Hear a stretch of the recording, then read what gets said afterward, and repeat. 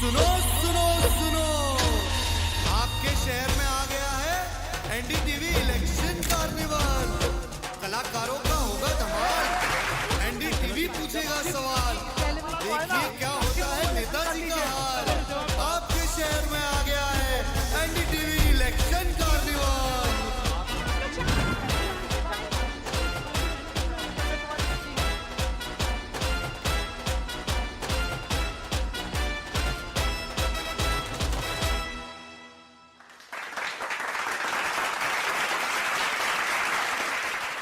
नमस्कार, आदाब। मैं हूं मारिया शकील नमस्कार, मैं हूं जितेंद्र दीक्षित और हम हैं मुंबई में।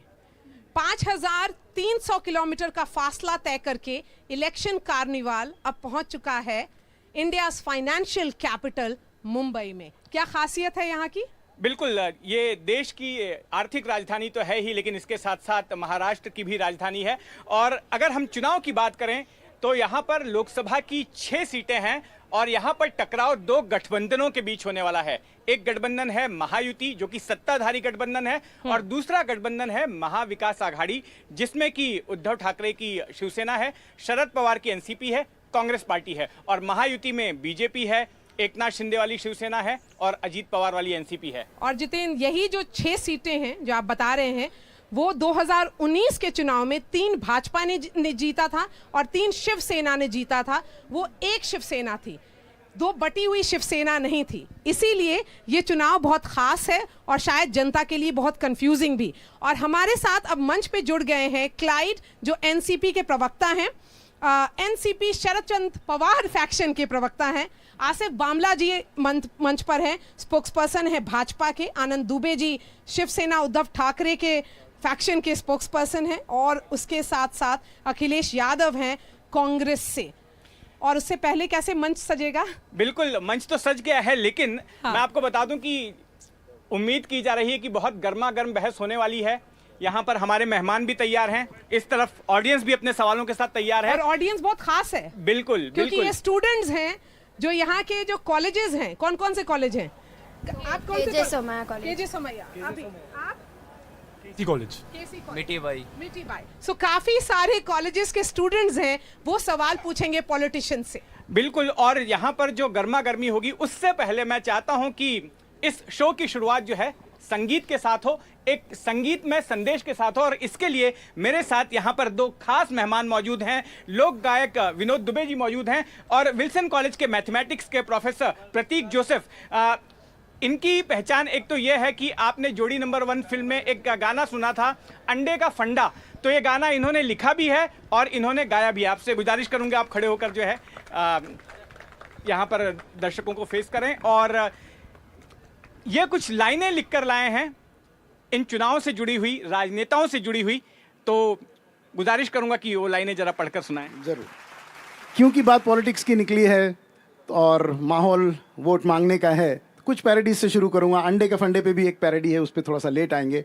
लेकिन पहले, जैसा कि एक गीत था शराबी फिल्म से, दे दे प्यार दे, तो उसका मैंने कुछ बना दिया था जब वोट मांगने की बात आ रही है। दे दे वोट दे, वोट दे, वोट दे रे हमें वोट दे, ओ दे दे vote vote vote vote vote दे रे हमें वोट दे। दूसरी पार्टी कुछ भी बोले रहना साथ हमारे, दूसरी पार्टी कुछ भी बोले रहना साथ हमारे। वोटर भाई हमरी कुर्सी अब है तेरे सहारे, दे दे वोट दे, वोट दे, वोट दे रे हमें वोट दे। तो ऐसी एक पैरोडी बन गई थी। एक और पैरोडी मैंने बनाई थी जो गोविंदा का एक सॉन्ग है, जनता ये केम छे, उसके ऊपर। नेता बोले केम छे केम छे केम छे, जनता बोली सेम छे एम छे। नेता बोले केम छे केम छे केम छे, जनता बोली सेम छे एम छे। पॉलिटिक्स से हम दूर ही अच्छे, ये तो गेम छे गेम छे गेम छे गेम छे। नेता बोले केम छे। अब आते हैं अंडे का फंडा की पैरोडी पे। आओ आओ आओ आओ आओ सिखाऊं राजनीति का फंडा, ये पॉलिटिशियन नहीं मामूली बंदा, हो आओ सिखाऊं राजनीति का फंडा। ये पॉलिटिशियन नहीं मामूली बंदा, साबित ये जो चाहे वो करके दिखा दे। कभी अंडे से मुर्गी, कभी मुर्गी से अंडा, कभी चंदा को सूरज, कभी सूरज को चंदा, हो आओ सिखाऊं पॉलिटिक्स का फंडा। हमारे साथ और एक लोक गायक हैं विनोद दुबे जी, इनको सुनते हैं। बड़ा ही एक प्यारा सा संदेश ये संगीत के साथ में हमें देंगे। नेताजी तुम्हें सुनाऊं, जनता मन बात बताऊं, जनता मन बात बताऊं नेताजी। एनडीटीवी कार्निवल से कहे विनोद पुकार, और तन मन से सेवा करो, पाओ वोट हमार नेताजी। नेताजी सुनो सुनाऊं, जनमन की बात बताऊं, जनमन की बात बताऊं नेताजी। राजनीति जम कर करो, जीत होए आहार, जनमानस संतुष्ट हो, चुनेगी बारंबार नेताजी।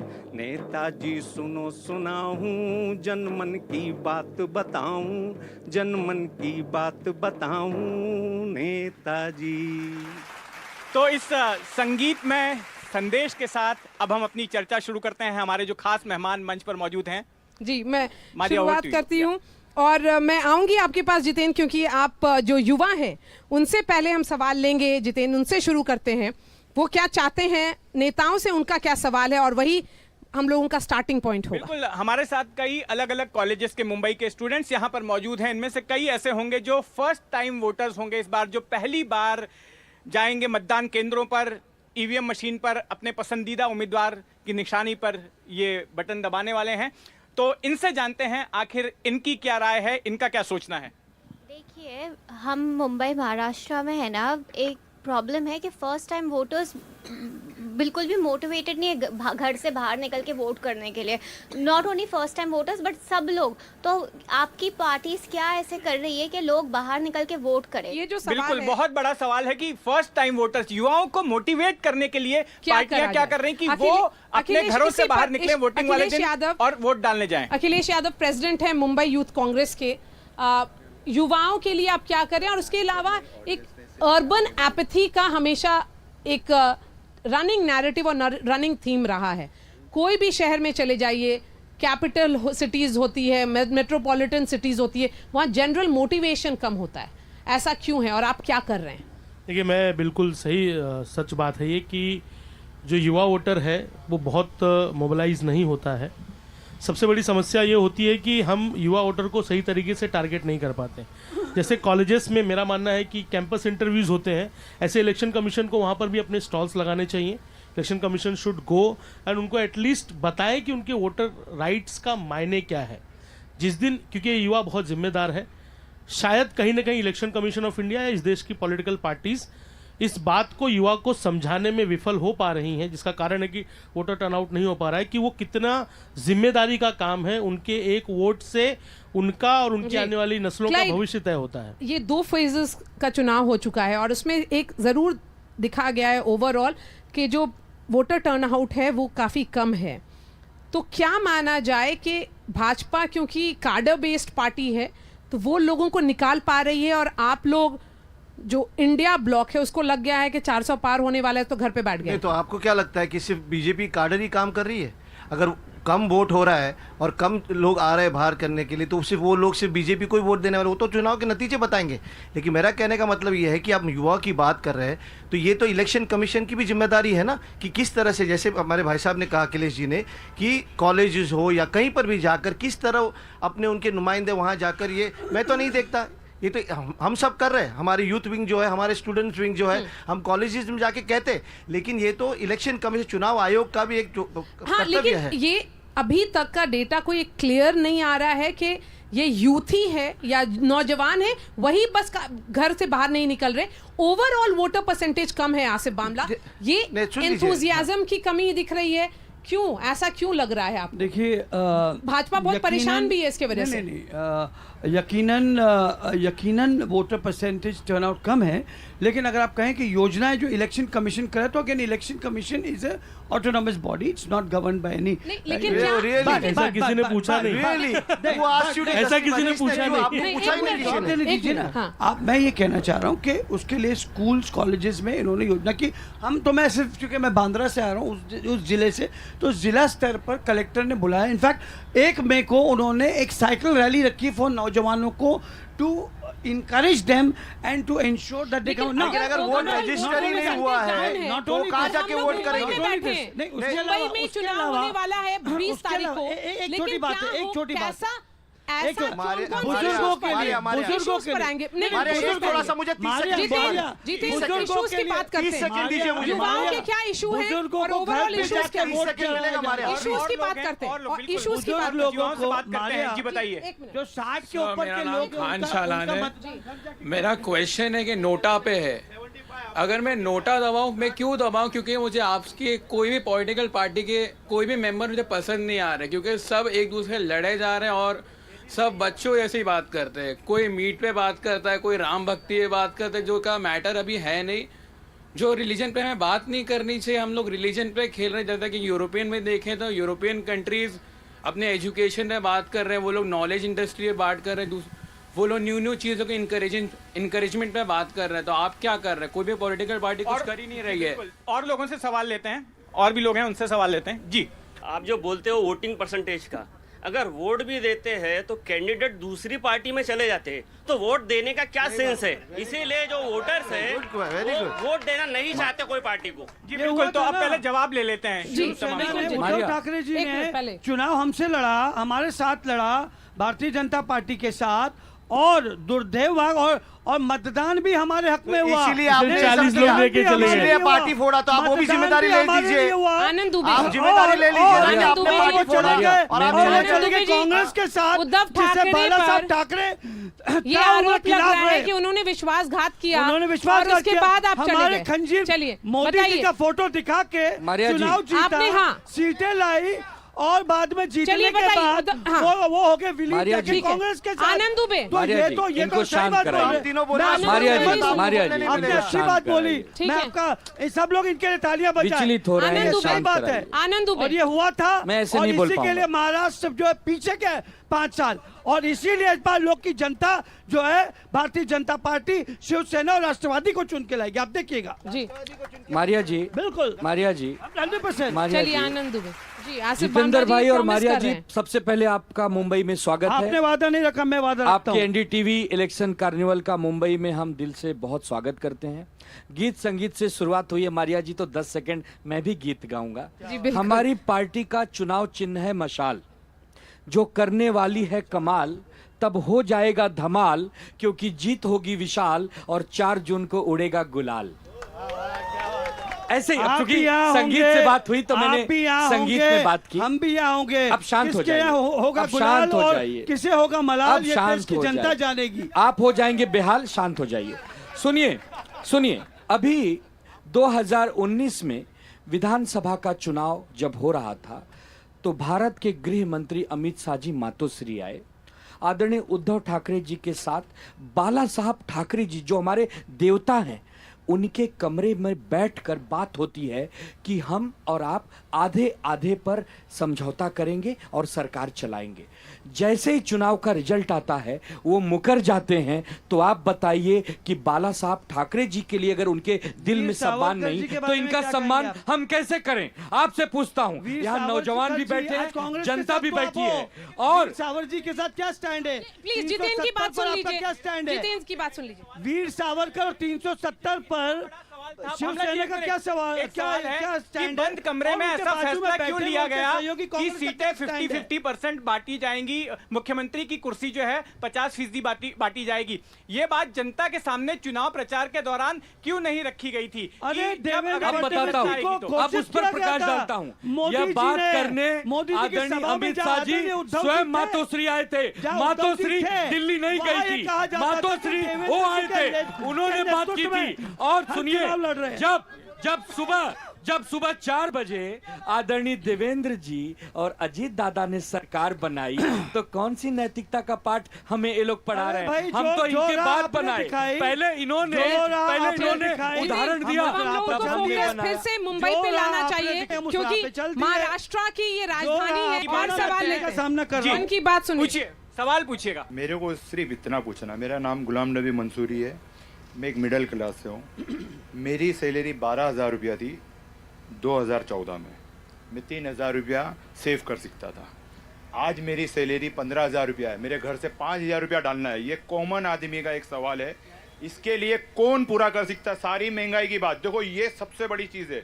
और एक चीज़ मेरी मन के अंदर है, अगर हमारे देश को आगे ले जाना तो ये पढ़े लिखे बच्चे एमपी एमएलए होने चाहिए, क्योंकि ये बच्चों को समझ में आता है कि पढ़ाई करके 140 करोड़ पब्लिक के लिए जब आप दूसरी कंट्री के ऊपर जाते हो तो वो एटीट्यूड रहता है कि हमारा प्रधानमंत्री खड़ा हुआ है। ये पढ़े लिखे बच्चे होने चाहिए जो एमपी एमएलए होने चाहिए। जितिन, यही सवाल हमको लगता है फर्स्ट रो वालों बच्चों से पूछना चाहिए। बिल्कुल, मैं इनसे ये पूछूंगा कि आप में से कितने लोग पॉलिटिक्स में जाना चाहेंगे, एमपी एमएलए बनना चाहेंगे, चुनाव लड़ना चाहेंगे?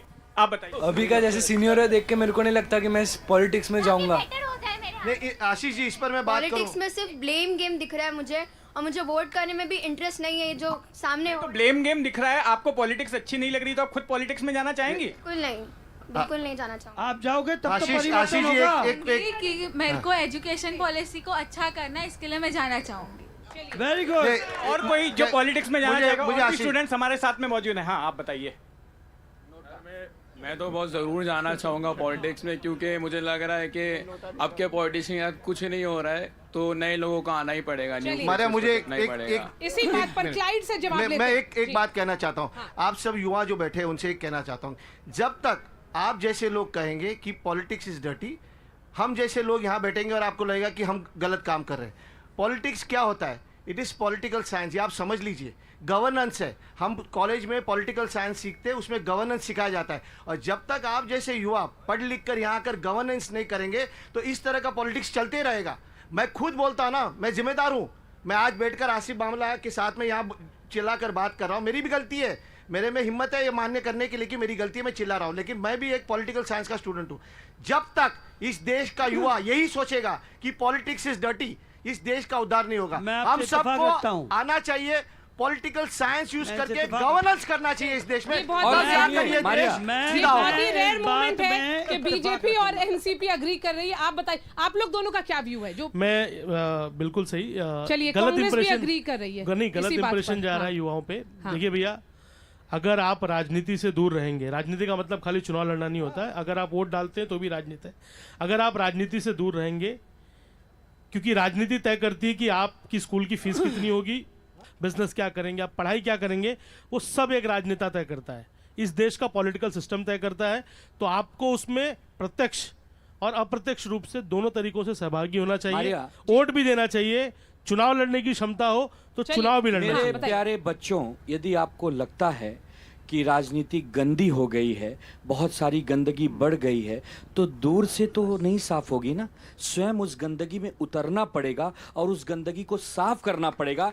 क्योंकि अगर आप जैसे नौजवान राजनीति में आते हैं तो जो भैया 4 बार नोटा की बात कर रहे हैं, वो नोटा की बात नहीं करेंगे, वो एक अच्छे राजनेता बनने की बात करेंगे। अगर कोई खराब है तो आप अच्छे बनने की बात करें। ये पहले पूछेंगे, उसके बाद फिर जितेंद्र फिर जाएंगे। ये मैं इस मंच पे बैठे हुए सारे लोगों से सहमत हूँ।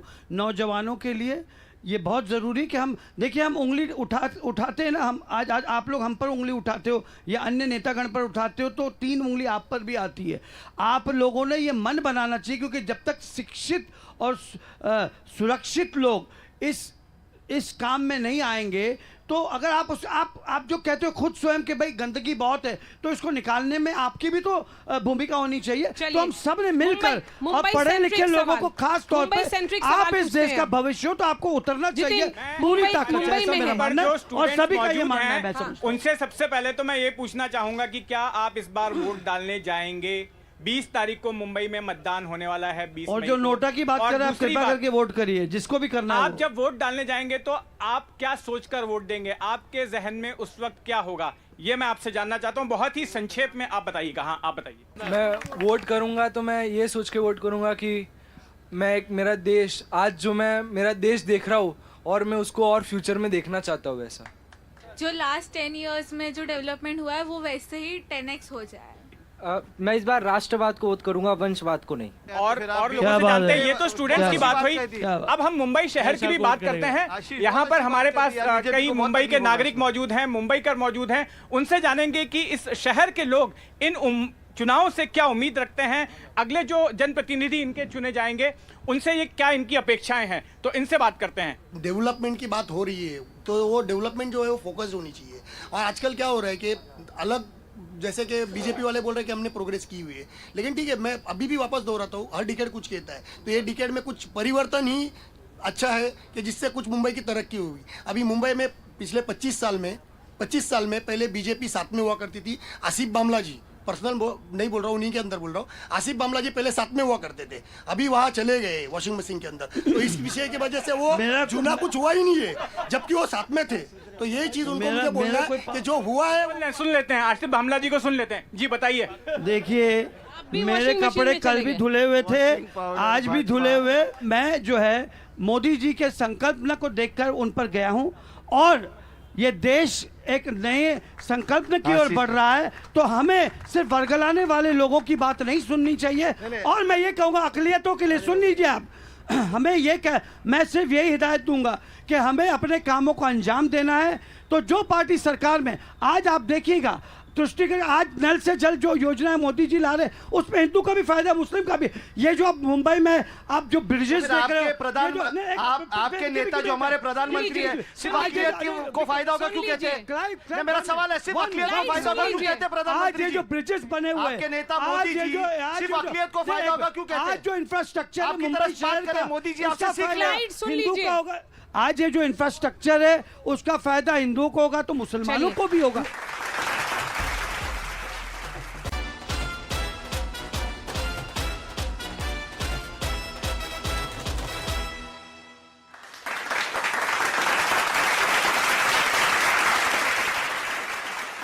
एक चीज बहुत क्लियर है कि जो यूथ है, जो ऑडियंस है, उन्होंने एक बेसिक यहाँ पे सर्वे किया जाए तो 60% ऑडियंस यूथ जो है उनको अभी भी भरोसा है कि जो 10 इयर्स का काम हुआ है वही कंटिन्यू होना चाहिए। एक बहुत पुरानी कहावत है, महात्मा गांधी जी कहते थे, जी बोलिए, कि अतीत की नींव पर भविष्य का निर्माण।